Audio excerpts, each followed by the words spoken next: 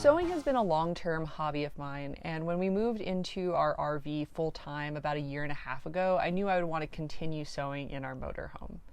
In that time, I put together a toolkit that's minimalist and pretty functional for my needs. And I thought other people might be interested in seeing how I make sewing work in such a small space and what tools I use to achieve what I think are pretty good results. In some of my other videos, a few people have asked me about the products I use to sew. So I will leave links as much as possible to all the products in this video in the description box below. But I should mention I'm not affiliated with any of these products. I don't make money from any of these links, and I'm not necessarily endorsing these products. They're just what I use, and I'll say a few words in the video about each product and how I like it. So this is the machine that I use. It is the Janome Mod 19. This is the first machine that I purchased, actually. When I was first learning how to sew, and I've really enjoyed it. I did purchase another machine. I have a heavy-duty Janome that became my go-to as I got a little more experienced, but this is the machine that I decided to bring with me in the motorhome for a couple of reasons. It's not tiny, but it's fairly small, and more importantly, it's very, very light. Despite the fact that it's light and it was quite inexpensive, it has held up for many years now and hasn't really had any issues whatsoever. I think it's great. As you can see, it's not computerized. It's pretty basic. There are not a ton of stitches, but for my purposes, that's completely fine. I don't need or want really a lot of complexity in my machine. And the fact that it's not computerized allows it to be significantly lighter than the computerized machines. We try to keep things pretty light, as light as possible in our motorhome, so that was part of my calculation for not bringing my heavier machine. But in any minimalist sewing space where you need to put things away in a small sewing space, you're going to have to move this around a lot. And it's just a lot easier to move, pick up, and put away a light machine.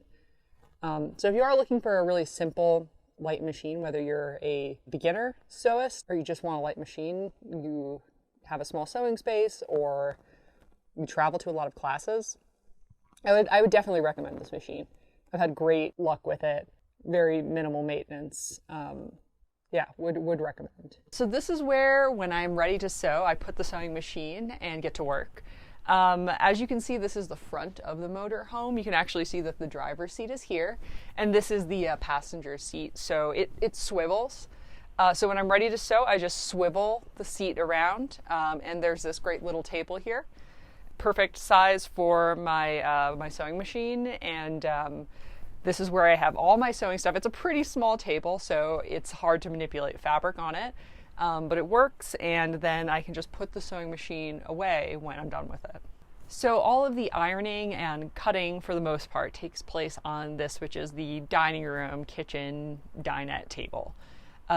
If pieces are really big, I will sometimes have to cut them on the kitchen floor, but otherwise it mostly occurs here.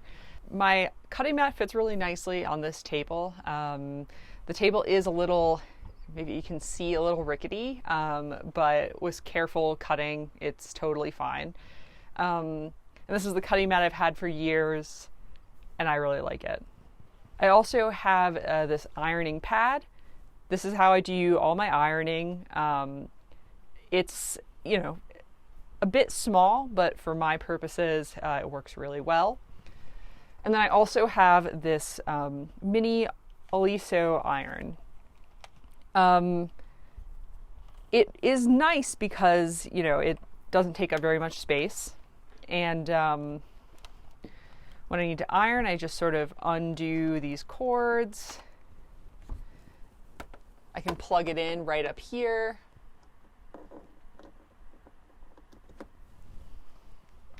And it's very easy.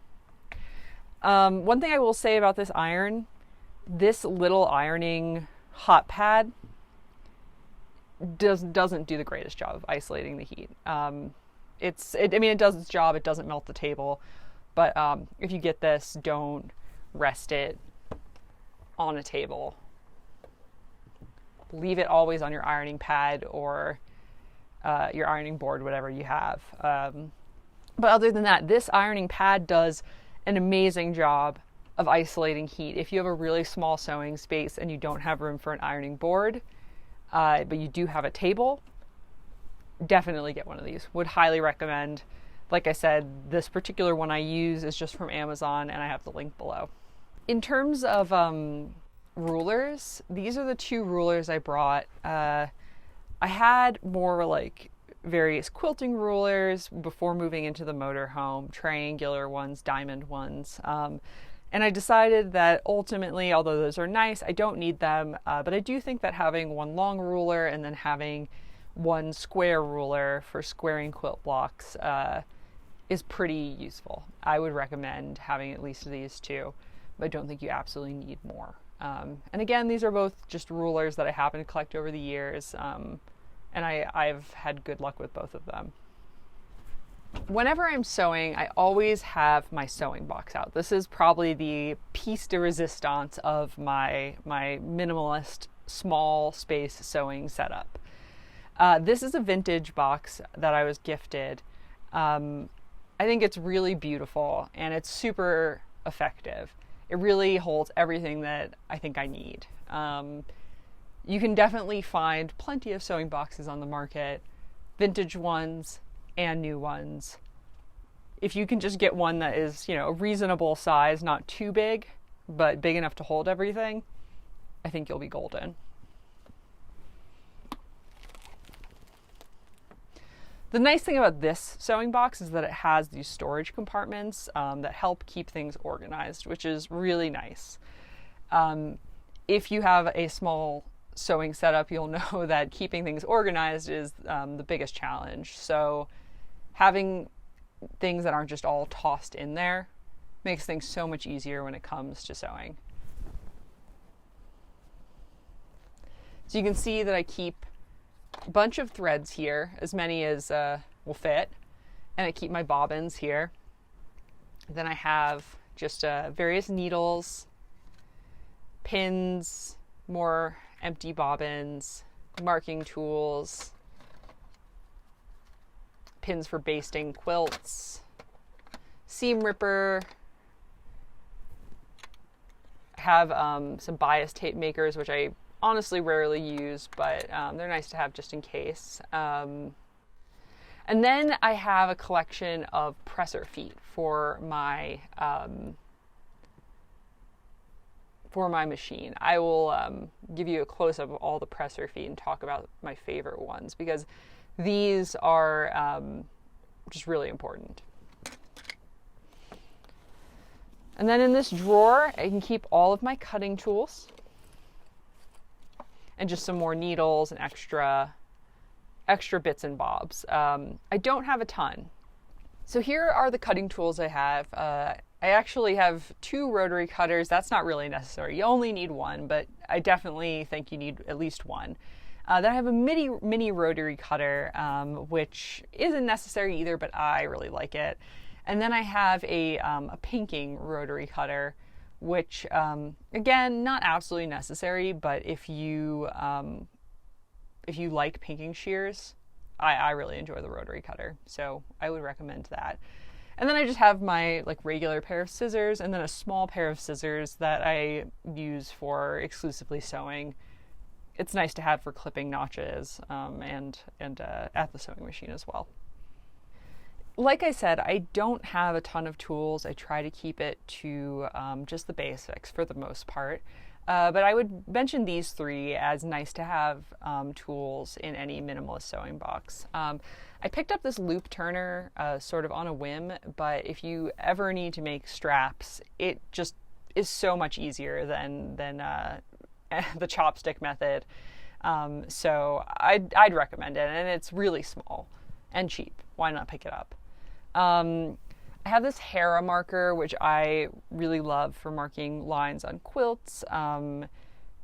Again, it's just a small tool. It's not necessary. And if you aren't a quilter, it might not be an important tool for you, but one of my favorite tools. And I end up using it for a lot of things. I end up poking out corners with the edge of the Hera marker. So I would definitely recommend picking up one of these. And then If you are like me and you only have a lightweight machine and that is your machine for everything, having one of these Genema-jigs makes a big difference. My machine would not be able to sew a lot of the things that I want to sew if I didn't have this. If I'm trying to sew a garment with bulky seams, I need this.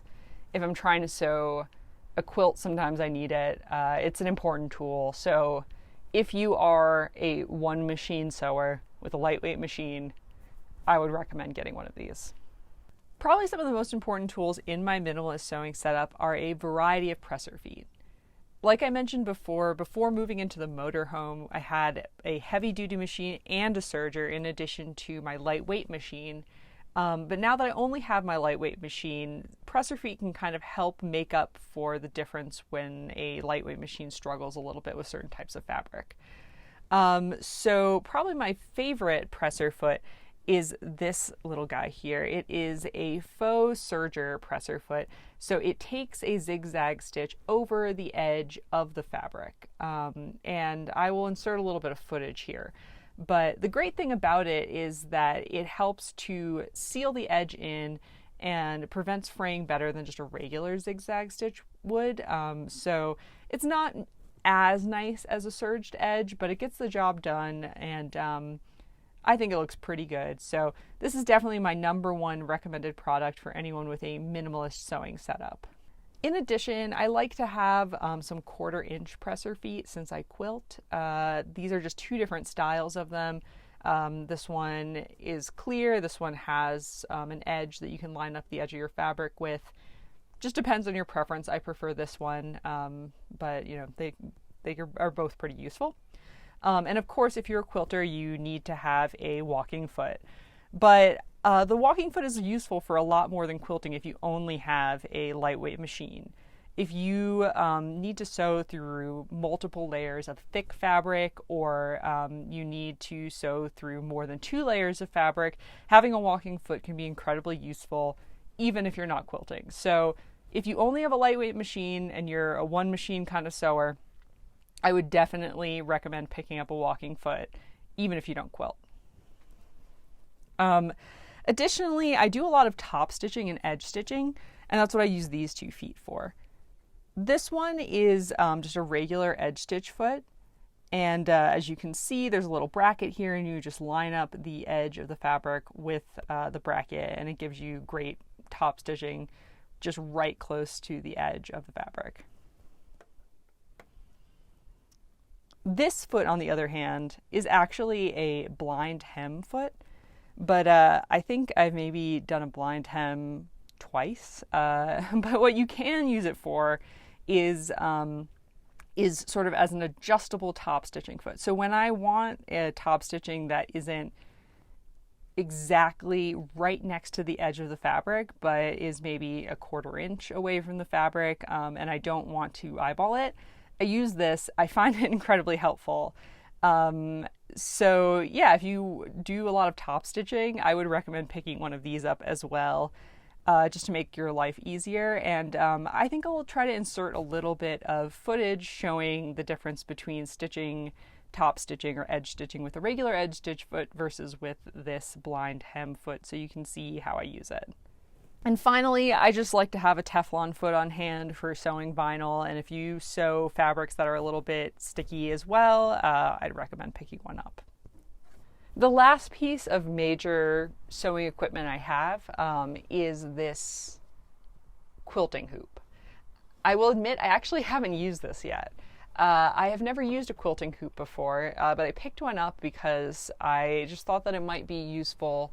In this small space, oftentimes I can't really work at a table. I have to work on the couch. So I thought this might be a good way to get some hand quilting done. If anyone has any tips on how to use this effectively, please let me know. I'm very excited to use it, and it was sort of a big addition to, as I said, a very minimalist sewing setup. So I hope it's worth the while. As for stowing all of my sewing tools, I can keep those under the bed. Our bed is on a platform that lifts up, and I can keep my cutting mat, my ironing mat, my sewing box, and all of my other little tools underneath there. It's not extremely convenient, but it's not the worst. I hope that you enjoyed that tour of my sewing space, and if you have any ideas for sewing in a small space, please leave them in the comments below. I always really enjoy hearing other people's ideas and techniques. And if you did enjoy this video and you want to like and subscribe, that would really help me out, so thank you very much.